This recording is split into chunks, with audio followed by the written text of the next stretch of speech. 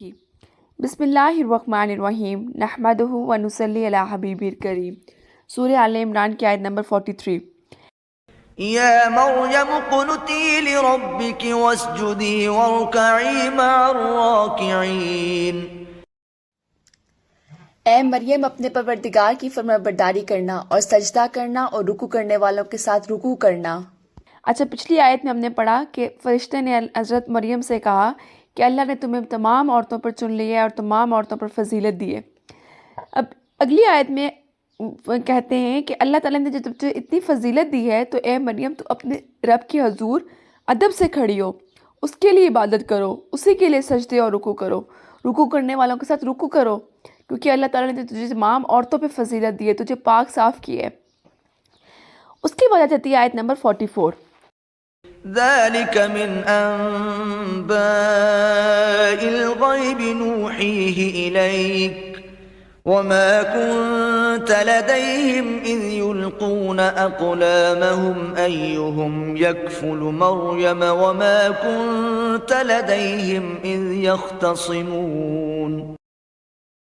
اے محمد صلی اللہ علیہ وسلم، یہ باتیں اخبار غیب میں سے ہیں جو ہم تمہارے پاس بھیجتے ہیں، اور جب وہ لوگ اپنے قلم بطور قرعہ ڈال رہے تھے کہ مریم کا کفیل کون بنے تو تم ان کے پاس نہیں تھے، اور نہ ہی اس وقت جب وہ جھگڑ رہے تھے۔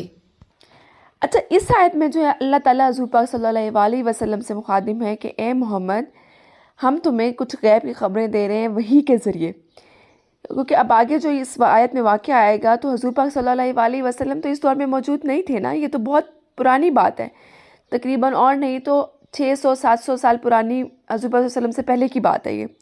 تو اللہ تعالیٰ مخاطب ہے اور کہہ رہے ہیں کہ اے محمد، یہ غیب کی خبریں ہیں جو ہم تمہیں وحی کے ذریعے دے رہے ہیں، تم اس ٹائم وہاں پہ موجود نہیں تھے۔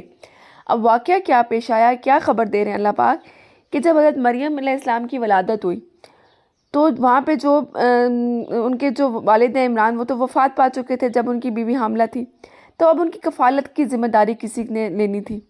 اب کیونکہ حضرت مریم ایک خاص بچی تھی، سب کو پتہ تھا، اور عمران جو تھے وہ ایک اچھے قبیلے سے تعلق رکھتے تھے، ان کا ایک نامی گھرانہ تھا، تو سب کی یہ کوشش تھی کہ ہم جو ہے حضرت مریم کی کفالت کریں، اور اس میں وہ لڑنے شروع ہو گئے۔ تو آخر کار اس میں انہوں نے قرعہ ڈالا، اور اس قرعے میں اب یہاں پہ آ رہا ہے کہ قلم ڈالا۔ بعض مفسرین کہتے ہیں کہ قلم اس طرح کہ سب نے اپنے اپنے قلم نکالے اور پانی میں دریا میں ڈالنے کا کہا گیا۔ اب قلم جو ہے وہ دریا کے ساتھ ہی بہتا ہے نا، جس سائڈ پہ پانی جا رہا ہوتا ہے، تو یہ کہا گیا کہ جس کا قلم جو ہے وہ اپوزٹ سائڈ میں جائے گا، حضرت مریم کی کفالت جو ہے اس کے ذمہ ہوگی۔ تو کہا جاتا ہے کہ حضرت زکریا علیہ السلام جو ہے ان کی قلم جو ہے وہ اپوزٹ سائڈ پہ، دریا کے اپوزٹ سائڈ پہ گئی، تو حضرت زکریا علیہ السلام کی میں آئی حضرت مریم کی کفالت۔ حضرت زکریا علیہ السلام جو تھے وہ حضرت مریم کے خالو بھی تھے۔ اب اس آیت سے ہمیں کیا معلوم ہوتا ہے کہ جھگڑے کی صورت میں قرآن اندازی سے فیصلہ کرنا جو ہے وہ جائز ہے۔ سیدہ عائشہ رضی اللہ تعالیٰ عنہ بیان کرتی ہیں کہ رسول صلی اللہ علیہ وسلم جب سفر کا ارادہ کرتے تو اپنی ازواج کے درمیان قرآن اندازی کرتے، جس بیوی کا نام قرآن میں نکلتا اس بیوی کے ساتھ سفر کرتے۔ یہ بخاری شریف کی حدیث ہے، ٹھیک ہے۔ اس کے بعد آتی ہے آیت نمبر 45۔ اذ قالت الملائکة یا مریم ان اللہ یبشرک بکلمة منہ اسمہ المسیح عیسی ابن مریم وجیہا فی الدنیا والآخرة ومن المقربین۔ وہ وقت بھی یاد کرنے کے لائق ہے جب فرشتوں نے مریم سے کہا، مریم خدا تم کو اپنی طرف سے ایک کلمے کی بشارت دیتا ہے جس کا نام مسیح اور مشہور عیسیٰ ابن مریم ہوگا، اور جو دنیا اور آخرت میں آبرومند اور مقربین میں سے ہوگا۔ اب اس آیت سے جو ہے حضرت عیسیٰ علیہ السلام کی ولادت کا قصہ شروع ہو رہا ہے، اور مریم علیہ السلام کو بشارت دی جا رہی ہے کہ اللہ نے تمہیں ایک عظیم المرتبت لڑکا عطا فرمانا ہے۔ اب فرشتوں نے کہا کہ اے مریم، اللہ تمہیں ایک لڑکے کی بشارت دیتا ہے، اور وہ بچہ جو ہے، لڑکا جو ہے، وہ اس کے ایک کلمہ کے ذریعے بغیر باپ کے وجود میں آئے گا۔ اس کا لقب جو ہے وہ مسیح اور نام جو ہے وہ عیسیٰ ہوگا۔ وہ دنیا اور آخرت میں بہت مرتبے والا اور اللہ کے مقرب لوگوں میں سے ہوگا۔ اب اس آیت میں سیدنا عیسیٰ علیہ السلام کو اللہ کی طرف سے ایک کلمہ قرار دیا گیا ہے، کیونکہ ان کی ولادت جو ہے وہ بغیر باپ کے اللہ کی خاص قدرت سے اور اس کے کلمہ کن کی تخلیق ہے. اللہ نے کہا کن اور حضرت عیسیٰ علیہ السلام کی تخلیق ہوگی. اب مسیح کا لفظ جو ہے اس کے 2 معنی لیے جاتے ہیں. ٹھیک ہے.